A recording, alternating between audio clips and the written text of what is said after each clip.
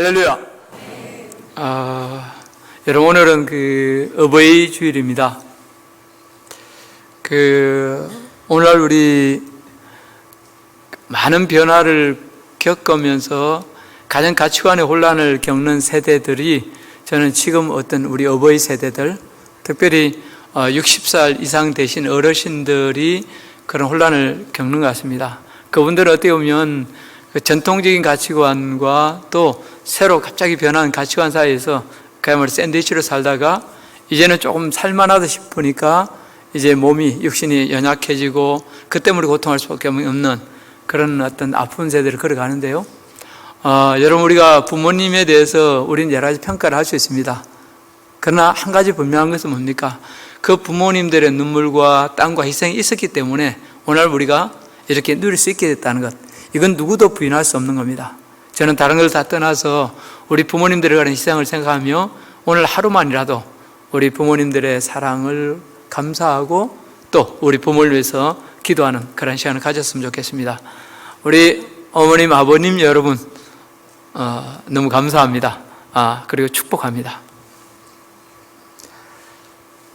20세기 탁월한 설교가 있던 헨리 드러몬드는 무엇이 인간의 최고 선인가? 그것은 사랑이라는 말을 남겼습니다. 구태여 이런 말을 인용하지 않더라도 우리 인간은 사랑하지 않고는 살아갈 수 없는 존재입니다. 인간은 사랑하기 위해 태어났고 사랑 없이는 존재의 의미와 가치까지도 상실할 수밖에 없습니다. 제2차 세계대전 때 태평양 한가운데서 조난 중인 배에서 일어났던 해군들의 이야기입니다. 바다 밑으로 점점 가라앉는 배에서 병사들은 자기 목숨과 배를 구하기 위해서 최후의 노력을 기울이고 있었습니다. 배 안에 있던 모든 기구들이 물속으로 던져졌습니다. 나중에는 그들의 어류와 소지품까지 던졌습니다. 그래도 안 되자 마지막으로 식량까지도 바다로 던졌습니다. 그런데 이 병사들이 죽어가면서도 끝까지 손에 쥐고 있었던 것이 하나 있었습니다. 그것은 바로 사랑하는 가족이나 애인의 사진과 편지였습니다. 여러분, 여기서 우리는 무엇을 깨닫습니까? 우리 인간을 마지막까지 지탱해주는 버팀목은 바로 사랑이라는 것입니다. 인간의 존재 이유도 사랑이 있다는 것입니다. 오늘 우리가 읽은 본문은 두 절에 지나지 않지만 그리스도인들이 지향해야 될 사랑의 모습을 아주 탁월하게 그려주고 있습니다. 얼핏 보면 이 두 절의 말씀은 별개의 것으로 서로 관계없는 내용처럼 보이지만 사실은 그렇지 않습니다. 조금만 깊이 보면 이 두 절의 말씀은 오늘날 그리스도인들이 실천해야 될 두 가지 인간 사랑의 모습을 아주 리얼하게 보여주고 있습니다. 먼저는 육신의 필요를 채워주는 나눔의 사랑이요, 다른 하나는 영혼 사랑입니다. 따라서 오늘 우리는 본문에서 말씀하고 있는 이 사랑의 내용, 인간 사랑의 내용을 좀 더 깊이 묵상함으로 하나님 주신 은혜를 나누고자 합니다. 첫 번째로 살펴볼 것은 나눔의 사랑, 곧 육신의 필요를 채워주는 사랑입니다. 본문 41절 말씀 우리 같이 한번 읽어보겠습니다. 41절입니다. 누구든지 너희가 그리스도에게 속한 자라 하여 물 한 그릇이라도 주면 내가 진실로 너희에게 이르노니 그가 결코 상을 잃지 않으리라. 예수님이 말씀하신 이 냉수의 비유는 당시 유대인들에게는 아주 익숙하고 친근한 내용이었습니다. 예수님 당시 유대는 광야 지역으로 특별히 마실 물이 아주 귀했습니다. 그래도 부자들이나 바리새인 등 일부 유대인들 중에는 마실 물을 이웃에게 나누어 주므로 자선을 행하는 경우가 종종 있었습니다. 그들은 종들로 하여금 물통을 짊어지게 한 후 시장이나 거리로 나와서 지나가는 사람들 향해서 이렇게 소리칩니다. 누구든지 목마른 사람은 여기로 와서 이 물을 마시세요. 그리고 사람들이 와서 물을 마시려고 하면 이 물을 제공하는 나를 위해서 축복해 주시오. 그렇게 말했습니다. 예수님은 당시 유대인들 사이에서 행해지고 있던 이 자선 행위를 빗대어서 당신의 가르침을 베풀고 있는 것입니다. 그러나 본문에서 예수님이 말씀하신 자선과 당시 유대인들이 행하던 자선 사이에는 근본적인 차이가 있었습니다. 예수님의 자선이 사랑에 기초한 것이라면 유대인들의 경우는 자기를 드러내기 위한 자선이었습니다. 그래서 유대인들의 자선은 시간이 흐르면서 점점 율법화되고 자기 의를 자랑하는 외식과 위선으로 흐르고 말았습니다. 특별히 오늘 예수님이 말씀하신 나눔의 사랑에는 우리가 놓쳐서는 안 될 중요한 내용이 두 가지 있습니다. 첫째, 이웃 사랑에는 순서가 있다는 것입니다. 먼저는 믿는 성도들을 사랑하고 그 다음으로 불신자들을 사랑해야 한다는 것입니다. 이 순서가 중요합니다. 그래도 여러분, 본문 41절 전반부에서 뭐라고 강조했습니까? 누구든지 너희가 그리스도에게 속한 자라 하여 물 한 그릇이라도 주면, 물론 예수님은 온 세상 사람들을 다 사랑하십니다. 그러나 예수님께서 사랑의 주 타깃으로 삼은 대상은 불신자들이 아니라 예수 믿는 성도였습니다. 그래도 오늘 본문에서도 너희가 그리스도에게 속한 자라 하여, 너희가 예수 믿는 자라 하여, 너희가 성도라 하여 물 한 그릇이라도 주면 결코 상을 잃지 않을 것이라고 강조하신 것입니다. 예수님의 이 말씀을 대하면서 우리는 이런 시험을 받을 수 있습니다. 아니, 지금도 교회가 세상을 제대로 사랑하지 않아서 욕을 먹고 있는데, 예수님도 결국은 교회만 이해하고 성도만 사랑하는 이기주의를 가르치는 것은 아닌가? 그러나 이 말씀의 진정한 의도는 여러분, 세상을 사랑하지 말라는 것이 아닙니다. 우리가 진짜 세상을 사랑하기 위해서는 먼저 성도 간의 사랑, 곧 교회 안의 사랑이 충만해야 한다는 것입니다. 그래야 이 사랑이 흘러 넘쳐서 세상 사람들도 제대로 사랑할 수 있다는 것입니다. 성도들끼리의 사랑이 없이 세상 사람을 사랑하려고 하면 우리는 저 유대인들처럼 어쩔 수 없이 위선과 외식에 빠질 수밖에 없다는 것입니다. 조금만 깊이 살펴보면 오늘날 교회의 치명적인 비극이 무엇입니까? 그것은 교회가 이 세상을, 아니 불신자들을 사랑하지 않는 것이 아닙니다. 오히려 진짜 사랑해야 될 성도들끼리 제대로 사랑하지 않는 것입니다. 그러다 보니 교회는 나름 세상을 사랑하려고 노력함에도 불구하고 세상에 선한 영향력을 끼치지 못하고 비난의 표적이 되고 있는 것입니다. 그래서 여러분, 요한복음 13장 34절 35절에서 예수님이 직접 뭐라고 하셨습니까? 우리 같이 한번 읽어보겠습니다. 새 계명을 너희에게 주노니 서로 사랑하라. 내가 너희를 사랑한 것 같이 너희도 서로 사랑하라. 너희가 서로 사랑하면 이로써 모든 사람이 너희가 내 제자인 줄 알리라. 새 계명을 너희에게 주노니 서로 사랑하라. 너희도 서로 사랑하라. 너희가 서로 사랑하면 모든 사람이 너희가 내 제자인 줄 알리라. 여러분, 그렇습니다. 여기서 너희가 서로라는 말씀이 계속 나오죠. 근데 여기서 여러분, 이 너희는 믿지 않는 불신자들이 아닙니다. 예수님을 믿고 예수님을 따르는 성도들을 가리킵니다. 곧 성도들끼리 서로 사랑하면, 성도들이 서로를 존중히 여기고 세워주면 모든 사람, 온 세상이 교회를 알아주고 예수님을 따르게 된다는 것입니다. 얼마나 단순하면서도 명쾌한 말씀입니까? 설교 때 가끔 말씀을 드리지만 여러분, 현대교회 로망이 되는 교회가 어느 교회입니까? 바로 초대교회입니다. 우리는 초대교회의 뜨거운 사랑과 유무상통의 교제를 그리면서 그때로 돌아가자고 노래를 부르고 있습니다. 이 점은 목사인 저뿐만이 아니라 여러분 모두의 공통된 생각일 것입니다. 그러나 초대교회 역사를 조금만 깊이 살펴보면 당시 교회는 우리가 생각하는 것처럼 세상 사람들을 적극적으로 사랑하지 못했습니다. 그 당시 교회는 심각한 핍박 아래 있었고 성도들은 예수 믿는다는 사실조차도 마음대로 드러낼 수 없었습니다. 그러다 보니 교회 이름을 걸고 공식적으로 세상을 섬기거나 사랑하는 것은 엄두조차 낼 수 없었습니다. 게다가 당시에는 소수의 유력자들을 빼고는, 성각자들을 빼고는 거의 가난한 사람, 천민이나 노예 등 이 사회적 약자들이 교회 안으로 들어왔습니다. 그러다 보니 초대교회 최대 과제는 세상이 아니라 교회 안에 들어온 성도들을 섬기고 그들의 의식주 문제를 해결하는 것이었습니다. 그래도 당시 교회는 유무상통의 교제를 통해 교회 안에 들어온 가난한 성도들을 섬기고 구제하는 일에 거의 모든 에너지를 쏟았습니다. 그런데 아이러니한 것은 그렇게 한 결과 교회는 지치고 상처 입은 자들을 품는 사랑의 보금자리가 될 수 있었고, 이것이 선한 영향력을 끼쳐서 세상 사람들의 칭송을 받고 큰 부흥의 역사가 일어나게 된 것입니다. 저는 이 말씀을 준비하면서 오늘날의 교회 현실을 다시 한번 돌아보게 되었습니다. 오늘날 많은 교회들이 심각한 딜레마에 빠져 있습니다. 세상에 선한 영향력을 끼치고 부흥해야겠는데 어떻게 해야 될지를 몰라 당황하고 있습니다. 나름대로 세상 사람들을 교회로 끌어들일 프로그램이나 여러 가지 계획을 세우고 시행해 보지만 기대했던 결과가 나오지 않아 힘들어하고 있습니다. 그러나 성경은 이 부분에 대해서 아주 명확한 답을 주고 있습니다. 그 답은 먼저 성도들끼리 사랑하는 것입니다. 먼저 성도들끼리 서로 사랑하는 것입니다. 교회 안에서 소외된 사람, 힘든 자들을 적극적으로 돌아보고 세워주는 것입니다.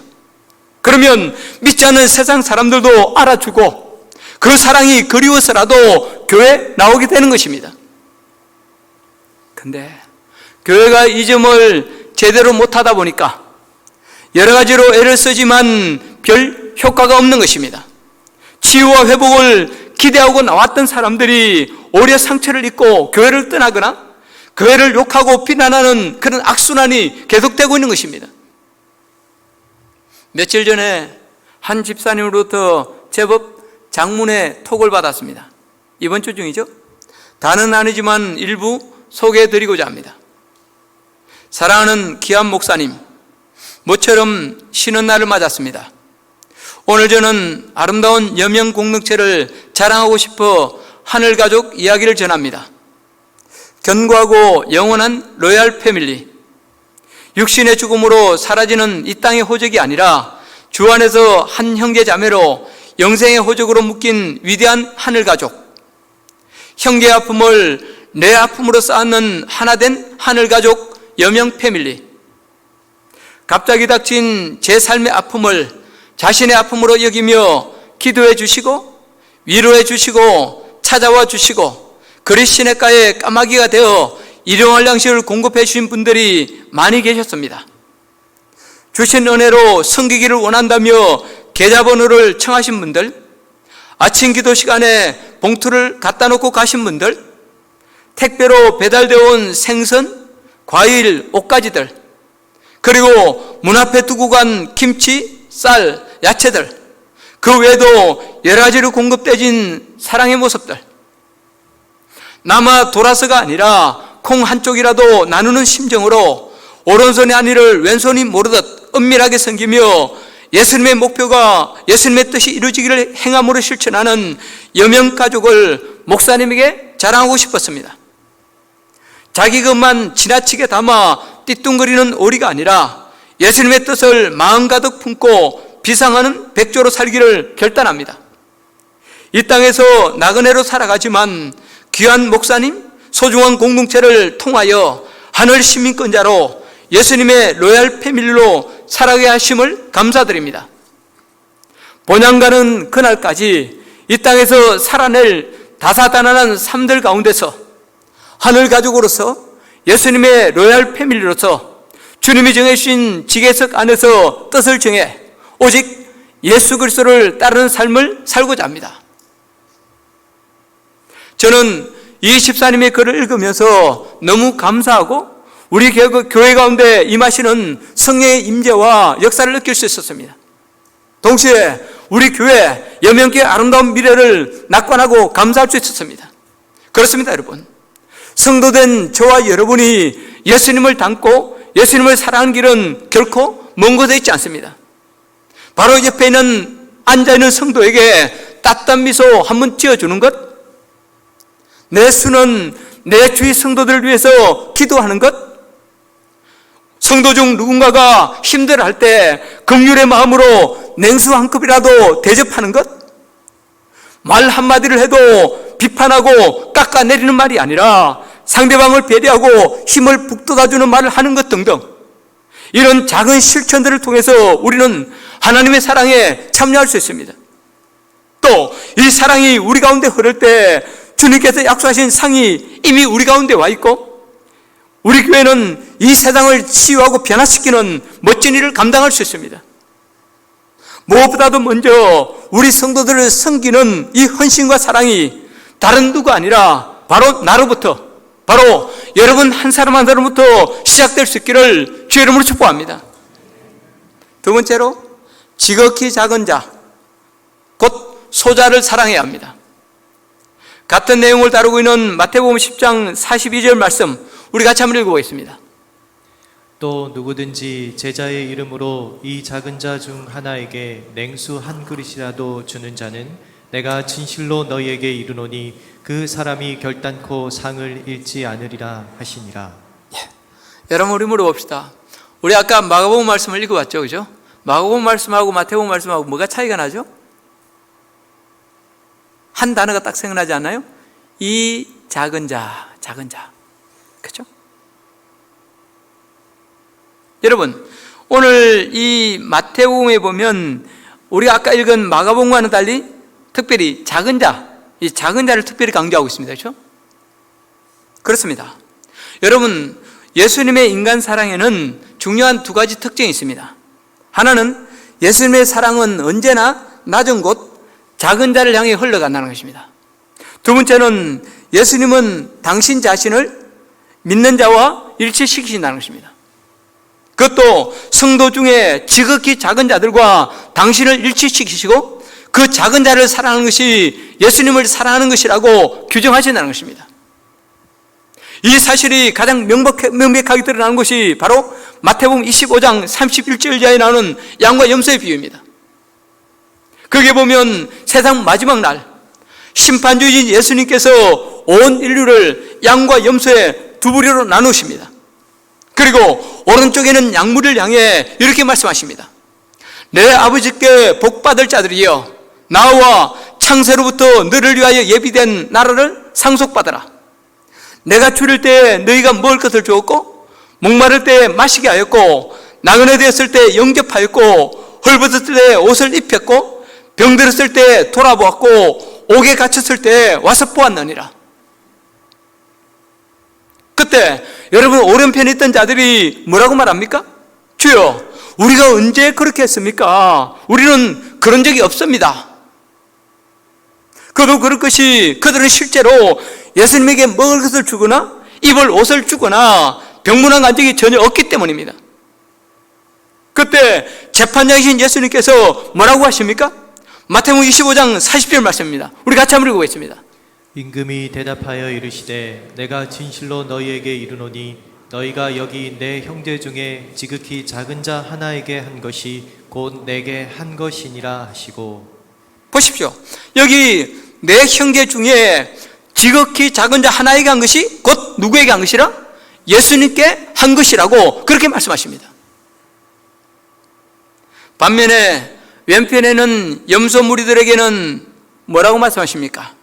나를 떠나 마귀와 그 사자들을 위하여 예비된 영원한 불에 들어가라고 엄한 심판을 선고하십니다. 그리고 그 이유는 딱 하나, 형제 중 지극히 작은 자 하나에게 하지 않은 것이 곧 예수님께 하지 않은 심각한 죄가 된다는 것입니다. 그렇습니다, 여러분.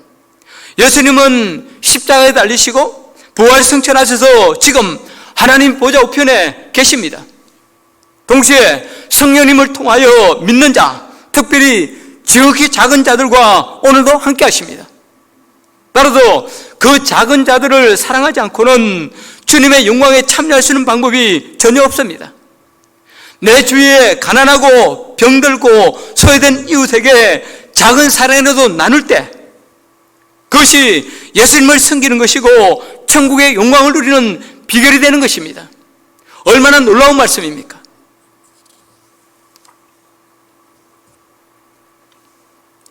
인형놀이를 좋아하는 제인이라는 소녀가 있었습니다. 이 소녀의 집에 친척 아저씨가 놀러를 왔습니다. 제인은 가지고 있던 여러 인형들을 내보이면서 아저씨께 자랑을 했습니다. 그때 아저씨가 제인에게 물었습니다. 제인아, 이 많은 인형 중에서 네가 제일 좋아하는 것은 어떤 거니?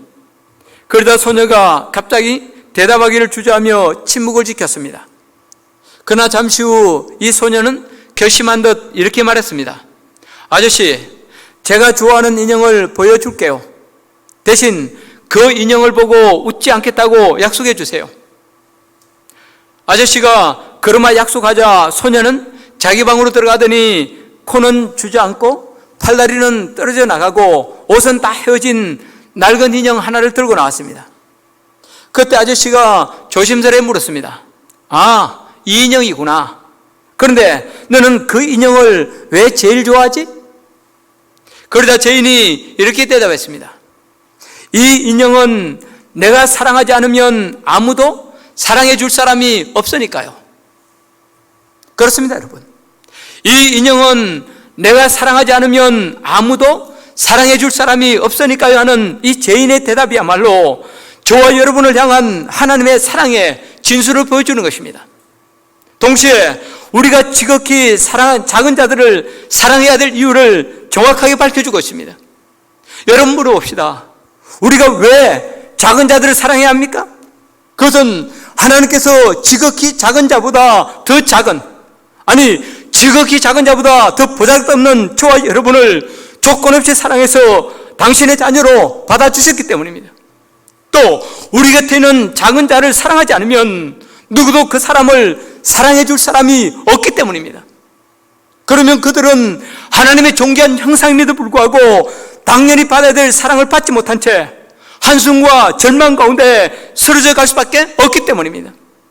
그리고 그들의 그 슬픔과 절망이야말로 우리 하나님께 가장 큰 고통과 아픔이 되기 때문입니다. 사랑하는 성도 여러분, 오늘날 주위에 작은 자들이 절망하고 넘어지는 것은 뭔가 크고 거대한 사랑이 없어서가 아닙니다.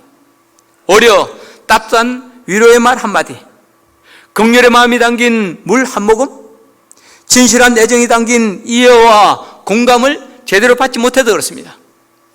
그런데도 우리는 사랑을 뭔가 크고 거창한 것, 내 한계와 능력을 넘어서는 그 무엇이라고 생각해서 지레 겁먹은 채 나서기를 주저하고 있지는 않습니까? 모두를 나무는 쳐다보지도 말랬다고 형제 사랑은 아예 나와 관계없는 일이라 여긴 채 하루하루를 자신만을 위해 살아오지는 않습니까? 그러나 어떤 변명을 댄다 할지라도 사랑하지 않는 것, 특별히 작은 자들을 외면하는 것은 우리가 범할 수 있는 죄 중에서 가장 큰 죄라 하셨습니다. 반면에 우리가 사랑을 실천하고 있다면 그 사랑이 아무리 작고 보잘것없어도 그 사랑은 가치가 있고 생명을 살리는 힘이 있음을 여러분 믿으시기 바랍니다. 그래도 예수님도 뭐라고 말씀하십니까? 냉수 한 그릇이라도 물 한 컵이라도 대접하는 자는 결단코 상을 잃지 않을 것이라 그렇게 말씀하신 것입니다. 조금만 관심을 갖고 주위를 돌아보면 지금도 우리 주위에는 수많은 예수님들이 있습니다. 때로는 외롭고 가난한 노인의 모습으로, 때로는 병든 자들의 모습으로, 때로는 문제 앞에 어찌할 바를 몰라 눈물 지는 여인의 모습으로, 때로는 부모님에게 받아야 될 최소한의 사랑도 받지 못한 채 거리로 내몰리는 자녀들의 모습으로, 때로는 실직과 부도로 살 의욕마저 잃어버린 중년 남성의 모습으로 우리에게 다가오십니다.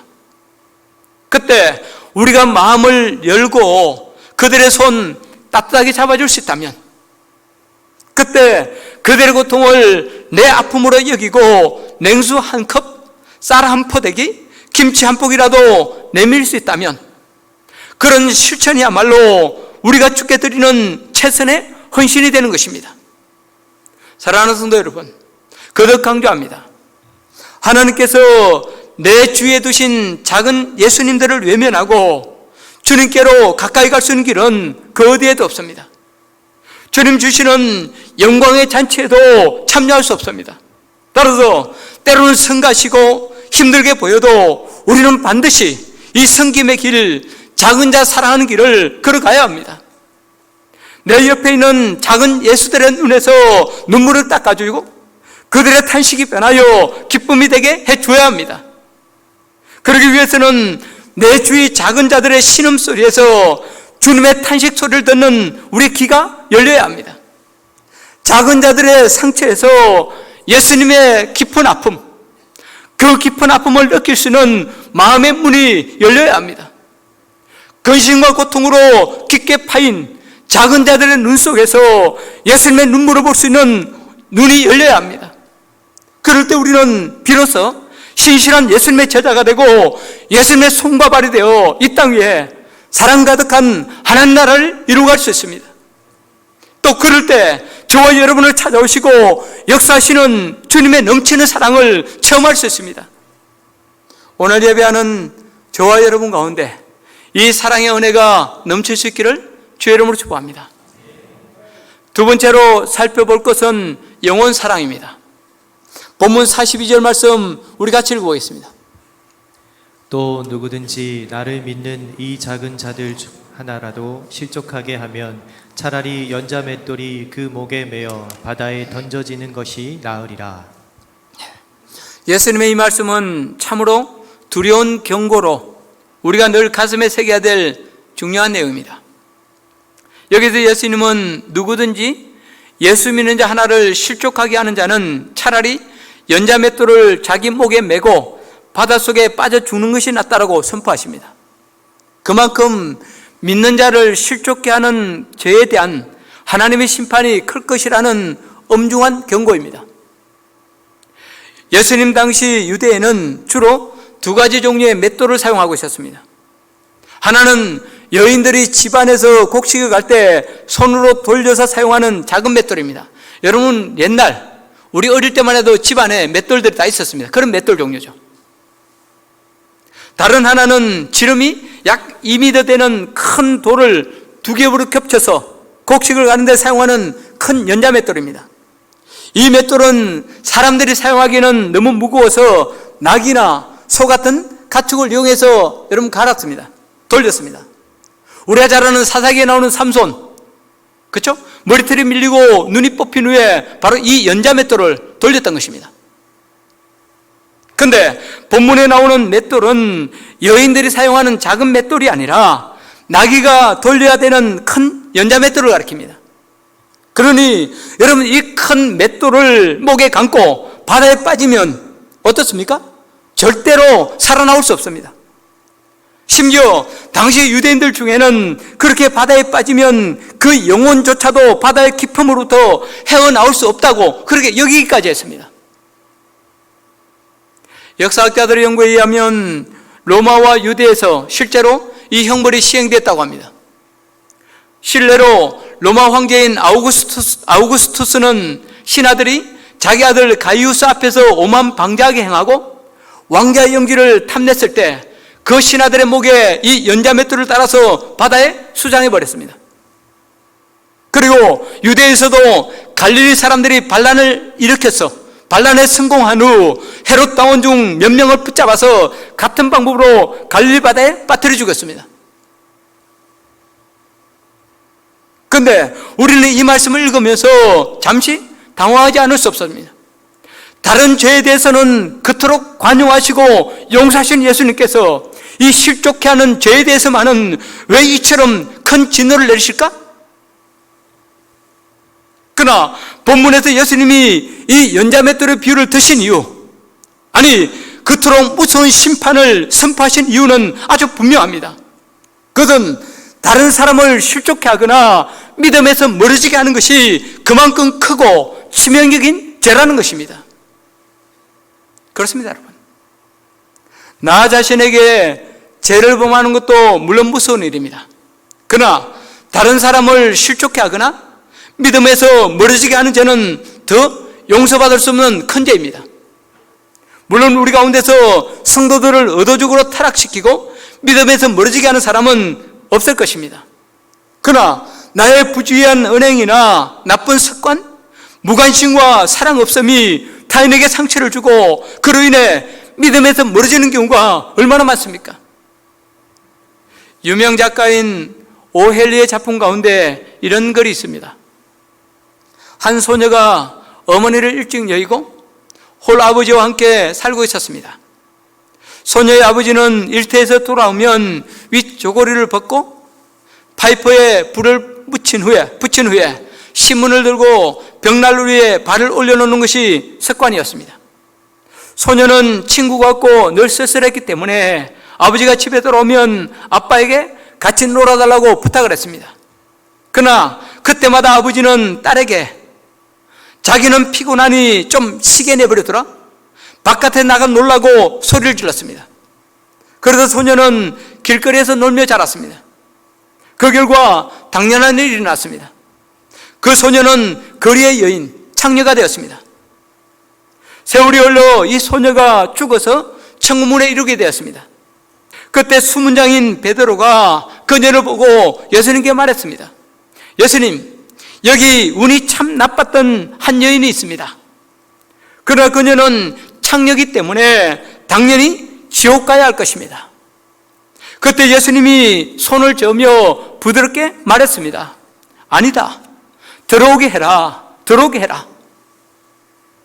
그리고 갑자기 얼굴에 노기를 띤 채 예수님이 단호하게 명령했습니다. 어린 딸과 놀아주기를 거부하고 거리로 내쫓아 창녀가 되게 한 그 아비를 찾아 그를 지옥에 보내도록 하라. 여러분, 물론 이 내용은 하나의 소설에 불과하지만 우리에게 중요한 두 가지 통찰과 깨달음을 줍니다. 하나는 실제로 죄를 지은 사람보다 죄를 짓게 만드는 사람이 더 큰 심판을 받을 수 있다는 것입니다. 여러분 한번 생각해 보십시오. 내가 죄를 지었을 때는 죄의식을 갖게 됩니다. 또 지은 죄에 대해 어떤 방식으로든지 대가를 지불합니다. 그리고 죄를 인식하고 있기 때문에 언제라도 회개할 수 있고 그 어떤 죄라도 회개하면 하나님께서 용서해 주시고 새롭게 세워주십니다. 그러나 다른 사람을 죄짓게 하는 것은 어떻습니까? 그들은 자신뿐만 아니라 다른 사람에게까지 죄악을 오염시킵니다. 죄악을 전염시킵니다. 그러면서도 자신이 죄를 짓고 있다는 사실조차 깨닫지 못할 때가 많습니다. 그러니 회개할 기회조차 갖지 못한 채 죄 가운데 살다가 하나님의 준엄한 심판 속으로 들어갈 수밖에 없는 것입니다. 두 번째는 타인을 실족해 하고 넘어지게 하는 것은 우리가 생각하는 것처럼 그렇게 크고 엄청난 잘못이나 죄 때문이 아니라는 것입니다. 오히려 우리의 사소한 잘못이나 태도, 말버릇들이 그처럼 엄청난 결과를 만들어낼 수 있다는 것입니다. 여러분 보십시오. 오엘리의 소설에 나오는 이 소녀의 아버지를 한번 보십시오. 그는 딸에게 무슨 큰 잘못을 하거나 죄를 지은 것이 아닙니다. 단지 자기가 피곤하니까 귀찮게 하지 말고 나가 놀아라, 그런 말만 했을 뿐입니다. 그런데 그 작은 무관심과 사랑치 않음이 그토록 엄청난 결과를 낳고만 것입니다. 이 말씀을 들으면서 우리 중에 많은 분들이 심판의 두려움에 사로잡힐 수 있습니다. 왜냐하면 지금까지 저와 여러분은 알게 모르게 많은 죄를 지었고 그 죄 때문에 많은 사람들이 시험에 들 수 있었기 때문입니다. 좀 정직하게 돌아보면 그동안 나의 이기적인 모습과 잘못된 은행 때문에 얼마나 많은 사람들이 상처를 입고 시험을 받았겠습니까? 그러니 이 말씀에 비춰본다면 우리는 하나도 예외 없이 다 연자맷돌을 그 목에 메고 달고 바닷속에 깊이 빠져야 될 자들이요, 지옥 가야 될 자들 같습니다. 안 그렇습니까? 그러나 여러분, 오늘 본문에서 형제를 실족해 한다는 그 말은 이런 뜻이 아닙니다. 여기서 실족해 한다는 것은 단순한 실수나 허물이 아니라 악한 의도를 가지고 다른 성도들을 믿음에서 멀어지게 하거나 예수님이나 교회에 대해서 적대감을 갖게 하는 것입니다. 내 유익을 위하여 타인의 신앙을 무너뜨리고 그들로 진리를 떠나 거짓을 따르게 하는 것입니다. 근거 없는 악한 소문이나 부정적인 말로 나와 입장이 다른 성도들을 음해하고 정죄함으로 주님의 몸된 교회를 분열시키는 것입니다.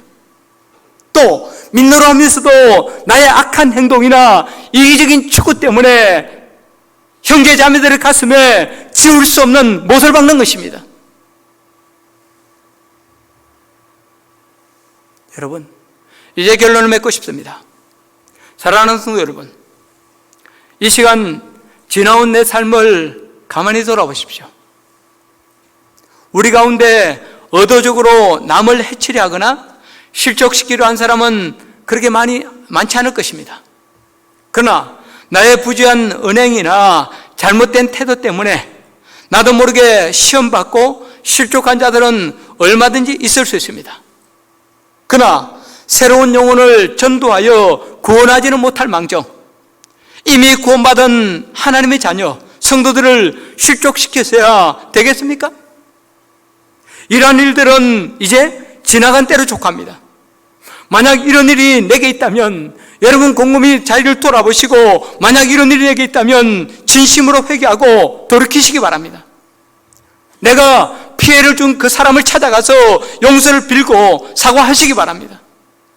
그리고 어떤 일이 있어도 형제를 실족시키지 않겠다고 결단하고 내 속 깊이 박혀있는 부정적인 은행들을 하나하나 뽑아내시기 바랍니다. 말할 때나 행동할 때 상대방을 먼저 배려하고 상대방의 영적 유익을 먼저 구하시기 바랍니다. 특별히 여러분 말할 때 어떤 경우라도 부정적인 말, 남을 음해하는 말은 하지 않고 전하지기도 않겠다고 단단히 결심하고 여러분의 입에 재갈을 물리십시오. 그럴 때 저와 여러분은 예수님의 신실한 제자로 영혼을 사랑하고 세우는 삶 살아갈 수 있습니다. 그럴 때 하나님께서 예배해 주신 하늘의 영원한 복과 영광을 누리며 살아갈 수 있습니다. 이제 마지막으로 영혼 사랑하는 우리의 태도와 관련하여 사도 바울의 고백을 한 군데 찾아보고 말씀을 맺도록 하겠습니다. 고린도전서 8장 13절입니다. 그러므로 만일 음식이 내 형제를 실족하게 한다면 나는 영원히 고기를 먹지 아니하여 내 형제를 실족하지 않게 하리라. 여러분, 당시 고린도 지역은 우상을 섬기는 것이 일반화되었습니다. 그래서 당시 시중에서 파는 모든 고기들은 사실은 뭡니까? 우상의 제단에 드려졌다가 이렇게 시중에 팔려요. 그렇기 때문에 예수 믿는 사람들 중에서 믿음이 좀 연약한 분들은 그 때문에 많은 시험을 받았습니다. 내가 우상에게 바쳐진 고기를 먹게 되면 결국 나는 우상을 섬기는 것이 아닌가, 그 때문에 시험을 많이 받았죠. 근데 또 일부 교인들 중에는 우상은 없어, 아무것도 아니기 때문에 그 고기 먹어도 상관없어 하면서 그냥 막 먹었습니다. 근데 그 일로 말미암아 어떻습니까? 믿음이 연약한 자들이 그 때문에 시험을 받고 상처를 당해요. 그런 모습을 보면서 바울이 한 고백이 뭡니까? 이것입니다. 그러므로 만일 음식이 내 형제를 실족케 한다면 나는 영원히 고기를 먹지 아니하여 내 형제를 실족하지 않게 하겠다. 여러분, 오늘날 우리가 그리스도인이라면, 주님을 따르는 자라면 가져야 될 바람직한 성도의 모습이 바로 여기에 있다고 믿습니다.